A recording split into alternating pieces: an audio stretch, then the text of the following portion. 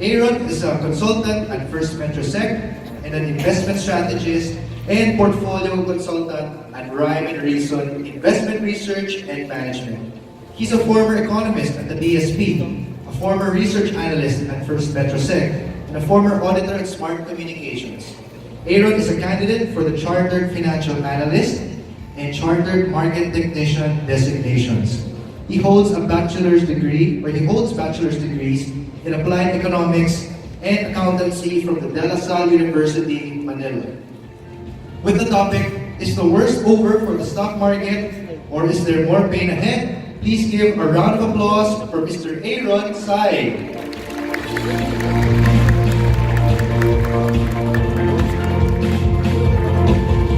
Good afternoon. Okay pa ba tayo? Okay pa? Okay, so okay, last na ako.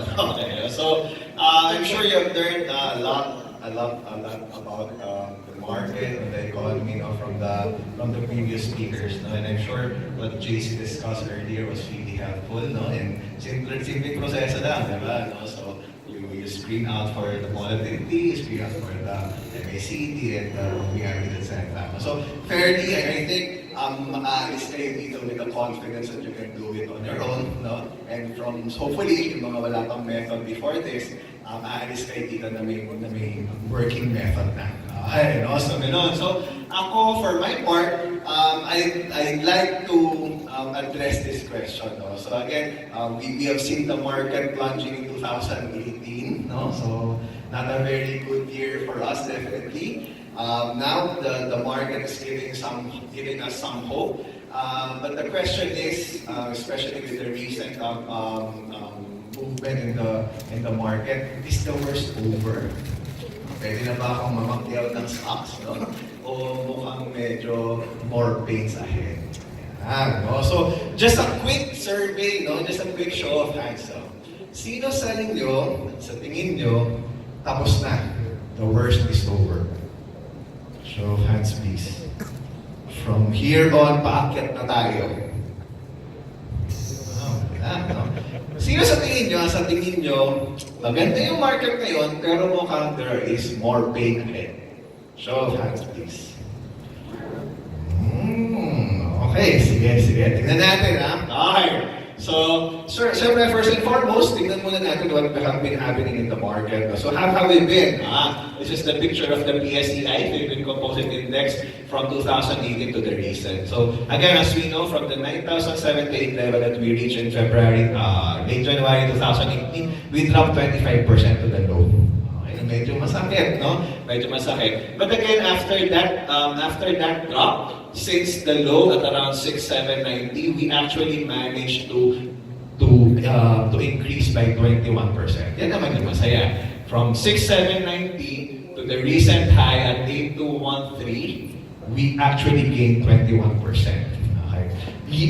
From December 31, 2018 to the high, that's 10%. Pero because of this market action, after hitting that 8,213 high, because of this market action, medyo bumaba yung gains natin year-to-date to around 6.64. Okay, so that's where we are now. Okay. Maganda ba yan? Maganda yan, simula dito hanggang doon. Maganda yan, simula dito hanggang doon. Maganda yan nung na-form niya yung pattern na to. Ito yung tinatawag natin double bottom.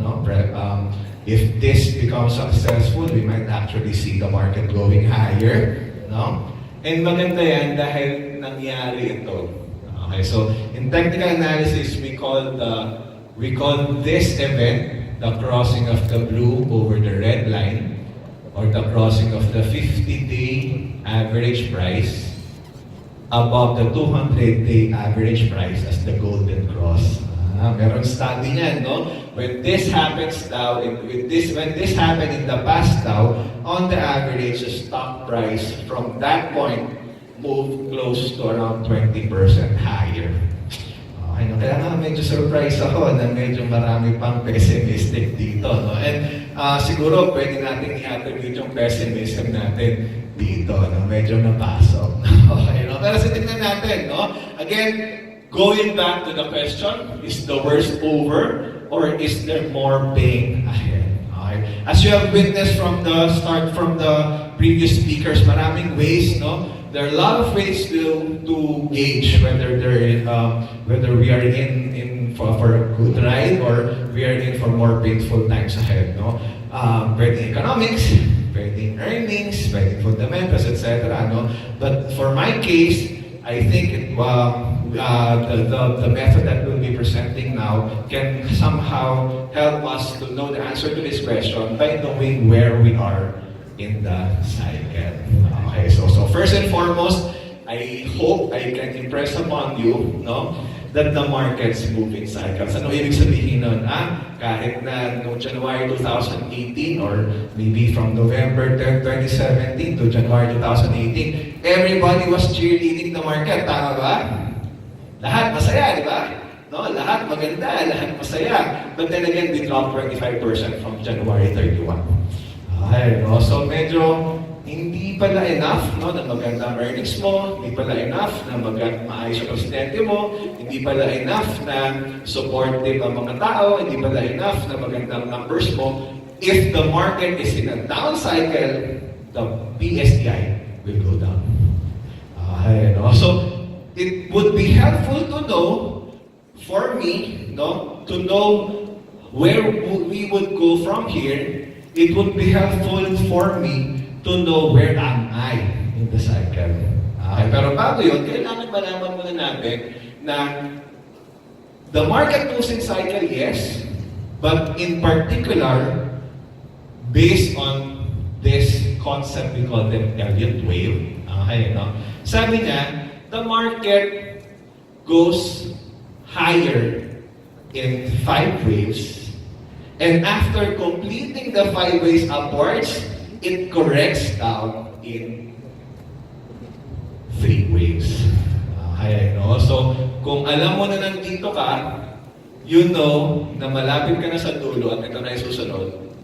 Kung alam mong nandito ka, you know na you're on your way down at dahil nandito ka pa, may ibababa ka pa. Tama? Clear ba yun? Clear? Okay. So, next question, where are we in the cycle? Okay. So, the chart, the price chart behind this stylized 1, 2, 3, 4, 5, and ABC wave is your PSEi through the years.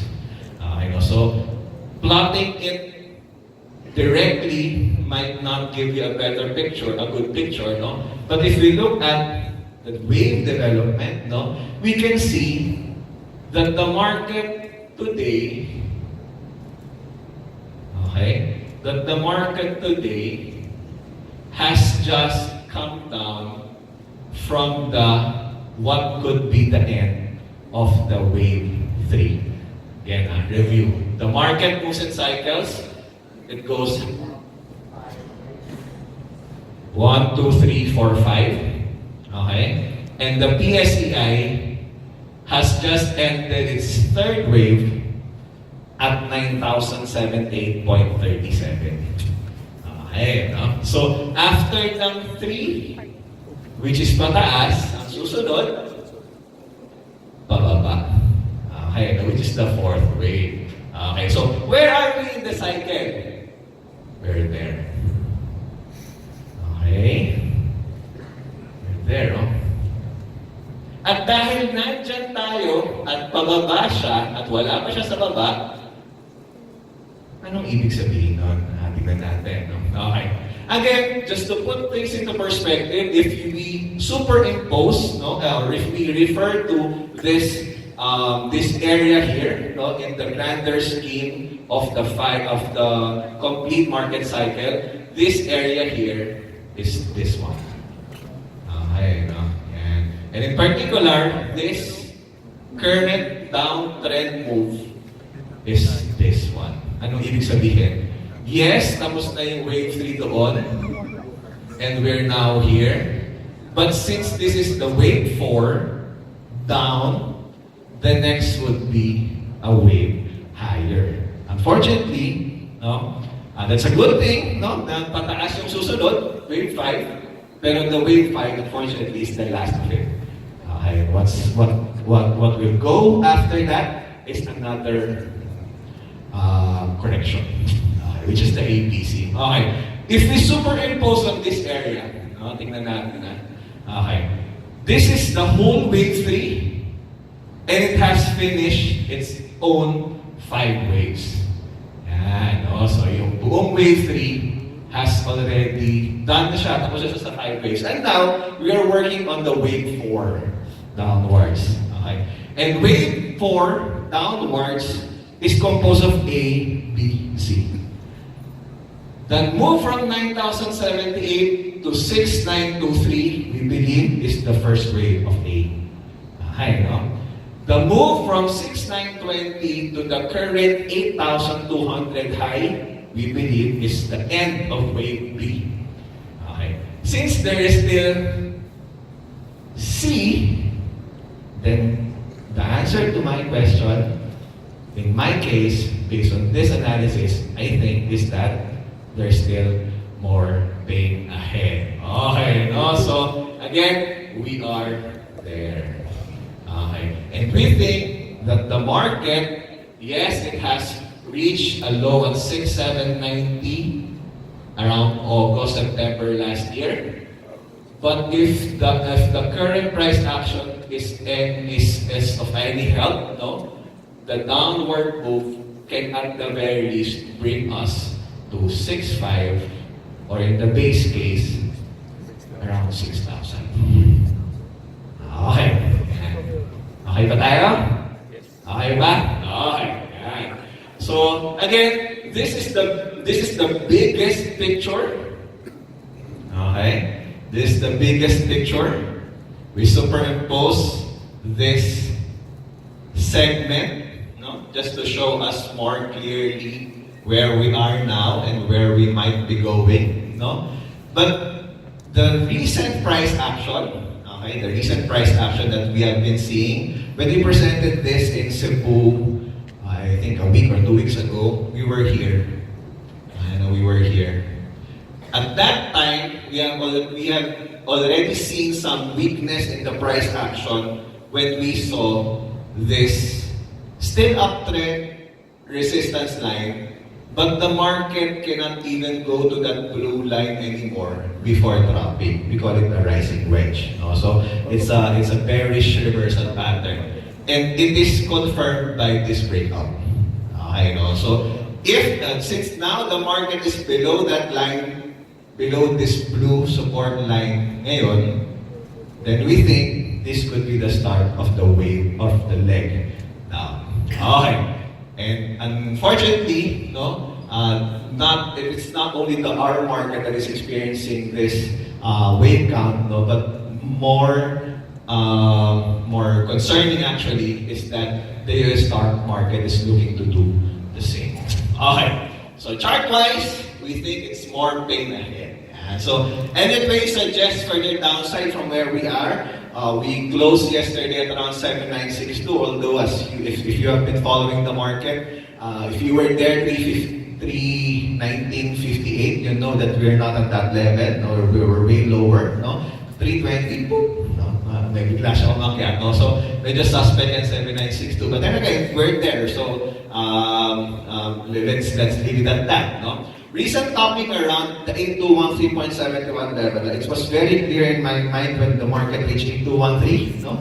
Everybody was happy, lunch break. Okay, masaya lahat ng lunch break. No? Pagdating ng hapon, down ng market. No? So talagang kung hindi pa yung clue, yan, alam na natin ngayon na clue siya. No? So the recent topic around 8213 supports the case that the correction, the wave 4 down, is not yet over. Okay. Kung hindi pa over, at bababa pa, saan natin nakikita itong bababa? Okay. So, if the current leg C, no, so A, B, C, okay. A, recovery, B, then C. If the leg C down is 78.6% of the leg A. Again, leg A is 9,078 to 69. 9,078 to 69. If the leg C down is 78.6 of leg A, then we can see the market stopping to drop at around 6.5. If you remember, several years ago, I think 2016, the bottom of the market was 6.499. The bottom of the market was 6.499. After that, it bounced to 9,078. No? If this relationship holds 78.6 of A yung C, then we can see some support at 6.5. However, if we believe the Fibonacci relationship, now we call it the Fibonacci relationship of the A and C, which usually are equal, okay, equal in length, no? If C is equal or 100% of leg A, then we see the market going at least 6,000. Okay. So how do we know if we're wrong? So ito yung mga ito yung mga base case natin. So based on what we're seeing in the market, based on what the market is doing, based on the price action, we think that the correction is still on its way, and it's on its way back. No, resuming the correction. So, mababa pa. No? Pero paano natin malalaman kung mali tayo? No? Or, how do we know when the market invalidates our analysis? No? So, tingnan natin. Again, first and foremost, we have seen a strong resistance at around 8,200 level. Break above it, then we know that the market is telling us that it is already bullish. Okay, no? Our play, if the market manages to break 8,213 resistance, then perhaps we are on for a play of the double bottom, which has a target at around 8,700 pesos. Index level, sorry. 8,700 index level. And of course, breaking above the 9,078 all-time high would definitely confirm the bullish bias. No? Pero masyado pa malayo yun. I-break lang niya to, bili ka na. If mabibreak niya. Okay, no? Okay. But how do you trade this market? Medyo similar kami ni Paul, no? The strategy for passive investors in index trackers, no, if you've been deploying your capital through FMETFs or the index mutual funds, then definitely it might be a good idea to not just buy at any price, but buy at a specific support levels. No? So in our case, we're looking at the market dropping at the 6,500, maybe 6,000. No? If the relationship holds, no? Then maybe we can look at those levels, and if the market bounces, that's a better time to buy. For the more active traders, avoid those stocks that go with and even have higher volatility or have a higher tendency to move than the PSEi. We call them high beta stocks. No? If the PSEi moves 1%, sila OA 1.5, parang ganun. So kung bumagsak ang PSEi na 1%, sila OA 1.5% ang bagsak nila. Parang ganun. No? So avoid them. No? Especially, and sell the rallies, no? Which I think has been happening for the last week.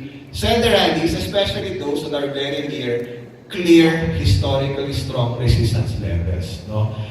Very clear naman yan. You've been seeing the biggest of the blue chips trading near their highs. It's exciting. It's exciting.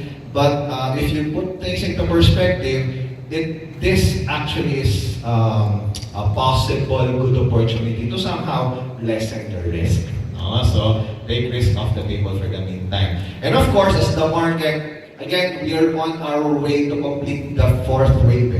Diba, no? We're on our way to we are on the last leg of the correction. As we progress lower, and this is the last stage of the correction, then definitely there are a lot of stocks that would look for a bottom. Okay, so yun ang titignan natin. No? So, stocks that may find the bottom. So, based on all this, no, based on the wave counts, based on the premises, no, ano kaya yung mga pwede natin tignan? Okay. So I'll give you some stocks, no, 5 lang, no, okay. Consistent with the premise, no, na that we look or we prefer those stocks that might be giving us some patterns or some signals that it might be looking for a bottom. First and foremost is Blueberry. Okay, no? So even before the even before the announcement that it would be one of the PSEi members na, natanggal si Petron, parin si Bloomberg, we have already seen a bullish reversal pattern, we call it inverse head and shoulders, that we think that if this pattern becomes successful, it can give us a decent profit. No? However, since we have been seeing a very bullish price action, we prefer to enter Bloomberg at a correction like this one. Okay, no? Sobrang pataas siya. No? So, if you want to take advantage of Bloomberg, even at the resistance of at 14 pesos, you might want to look for a correction like this before you get in. Okay. Yan. Next is Metro Pacific Investments. No? So MPI. Okay. Yan. So the trend is still is still an uptrend. And now, near the support area of the trend, you're seeing a sideways movement. Okay. No? Sideways movement. From around 4 pesos and 30 centavos to around 5.50. And currently, the price is below the midpoint of that, we call it box. Okay, no? Even if you look at the valuation, at 5 pesos, at 4 pesos and 78, even at the lowest possible value for MPI, you can still have a decent earnings. No? If consensus is correct, 724, from 478, I think that would be a better case for MPI. AGI is interesting also. No? Consensus believes that it is worth at least 18 pesos. And if you look at the longer term chart, it looks like it hit the bottom at around 10 pesos. And it did that with the corroborating evidence that this downtrend, that the momentum of this downtrend is declining. Okay, no? And that's usually a possible signal. No? If what we saw in the PSEi was a rising wedge, a bearish reversal pattern, this is a falling wedge, which is a bullish reversal pattern improving. Okay. Next is Double Dragon. Similar with AGI. No? We can see that after the euphoria that brought this stock to as high as 80, the market has punished it so much that it went to as low as 1714. And it looks like the 714 marked a possible low for the stock. Okay. Last but not the least is Philex Mining. No? So, multi-year charts. We have seen a very, very bad downtrend, no? Very steep downtrend. But the recent price action is telling you that the market could be ending its drop. Okay, so those are 5 stocks. So Bloomberg, Double Dragon, MPI, AGI, and Philex. So again, to wrap this up, we think that the market is still in a correction mode. However, the silver lining of it is that we are at the tail end. We are at the last leg of the waveform, which is wave C. We think that the market at the very least could go to 6.5. If the relationship holds, we can go up to 6,000. But nevertheless, in this kind of a market, since other stocks have already shown us that they are looking for a bottom already, then we can take advantage of what we're seeing in the market. With that, thank you very much, and I hope you learned something today. Thank you, Mr. Aaron Sai. Please text your questions for Aaron to the mobile number flashed on screen and hear them answered live. Again, the number is 0999 229